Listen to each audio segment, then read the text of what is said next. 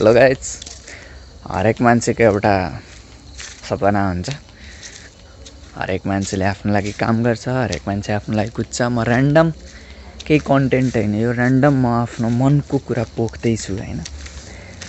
त्यस्तै मेरो पनि आफ्नै सपना छ, आफ्नै ड्रिम्स छ, आफ्नै गोल्सहरू छ होइन। लाइफमा केही ठुलो गर्ने सोचहरू छ अनि त्यही सोचलाई लिएर अगाडि बढ्दै गर्दाखेरि लाइफमा जब म मेरो ड्रिम्सपट्टि कुद्छु, ठुल्ठुलो चिजहरू आउँदो रहेछ। अब्स्ट्याकल्स आउँछ, अप्स आउँछ, कहिले डाउन आउँछ होइन।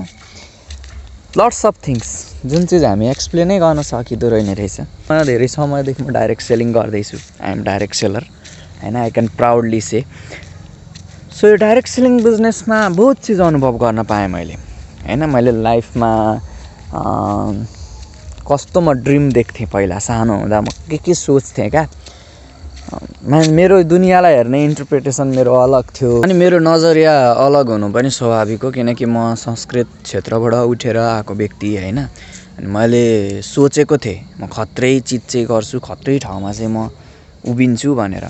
बट यति खतरा ठाउँमा चाहिँ म आइपुग्छु भनेर आई नेभर थिङ्क क्या। सो गड प्लानले पनि म्याटर गर्दो रहेछ। भगवान्ले नै मेरो रुट परिवर्तन गरिदिनु भयो। हेर्नु त, मैले जरै परिवर्तन गरेर म अर्कै क्षेत्रमा लागेँ क्या। मेरो मान्छेलाई हेर्ने नजरिया मेरो अलग थियो, एभ्री चिज मेरो अलग थियो। मेरो ड्रिम्स लेभलहरू होइन, म सोच्थेँ के सोच आउँथ्यो क्या सानो हुँदाखेरिदेखि होइन। And that all things what I dreamed होइन, जुन मैले देखेको थिएँ सपना, अनि त्यो चिजहरू म पाउनुलाई कुद्दै थिएँ। डाइरेक्ट सेलिङ बिजनेसबाट मैले बहुत कुराहरू मैले पाएँ।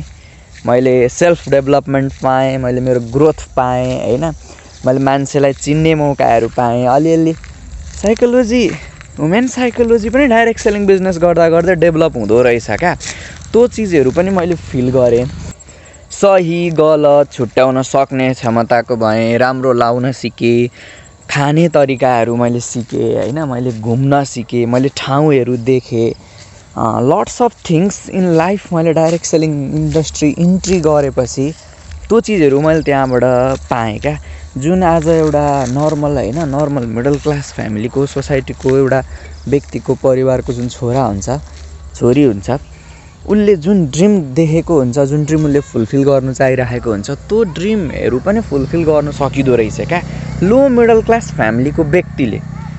डाइरेक्ट सेलिङबाट त्यतिसम्मको स्कोप भएको क्षेत्र रहेछ डाइरेक्ट सेलिङ होइन। म आज गर्दैछु, मलाई प्राउड छ कि I am a direct seller. And in this journey बहुत कुछ हुन्छ, तर आफूलाई हौसला दिनुपर्छ। अनि आई नो जतिजनाले पनि मलाई सुन्दै हुनुहुन्छ, यहाँसम्म आउनुभएको छ, तपाईँहरू पनि केही गर्ने सोच्दै हुनुहुन्छ लाइफमा कहिले हार नमान्नु होइन। हार मान्नु हुँदो रहेछ। जे गर्ने सोच्दै हुनुहुन्छ गर्नु, जसरी पनि कामयाब भइँदो रहेछ क्या हामीले गरेपछि चाहिँ है। सो म यहाँ ऱ्यान्डमली बाटोमा हिँड्दै थिएँ अनि मलाई मेरो केही कुराहरू सेयर गर्नु मन लागेर मैले भिडियो बनाएको हो। यहाँसम्म आउनुभयो, तपाईँलाई धन्यवाद। अनि मेरो अझै जर्नी रोकेको छैन, म अगाडि बढिरहेको छु। म डाइरेक्ट सेलिङबाटै म धेरै कुराहरू एचिभ गर्छु। अनि जो मलाई साथ दिन चाहनुहुन्छ उहाँहरूले साथ दिनु होला होइन। भन्छन् थोपा थोपा मिलेर समुद्र बन्छ, त्यस्तै थोपा थोपा मिलेर म समुद्र बनाउने एउटा ठुलो यात्रामा हिँडेको छु। ड्रिम्स एकदम ठुल्ठुलो छ, सपनाहरू धेरै ठुल्ठुलो देखेको छु। अनि आई नो जतिजना पनि मसित आत्मीयता जनाएर हातमा हात साथमा साथ दिएर मसित अगाडि बढ्छ, उहाँहरूको पनि ड्रिम अवश्य फुलफिल हुन्छ। मलाई मेरो ड्रिमप्रति बिलिभ छ, म आफूमा बिलिभ छ, मेरो प्लेटफर्ममा मलाई बिलिभ छ। सो फाइनल्ली म घर पनि आइपुगिसकेँ होइन। मेरो घर चाहिँ यो हो अनि मलाई लाज लाग्दैन मेरो घर देखाउनु होइन। यो मेरो घर हो। सो म यो घरलाई एकदमै ठुलो घरमा परिणत गर्छु फ्रम डाइरेक्ट सेलिङ। त्यतिसम्मको कन्फिडेन्स, आत्मविश्वास छ मलाई। It is my house. अँध्यारो छ, देखिया छैन। So bye bye, see you soon.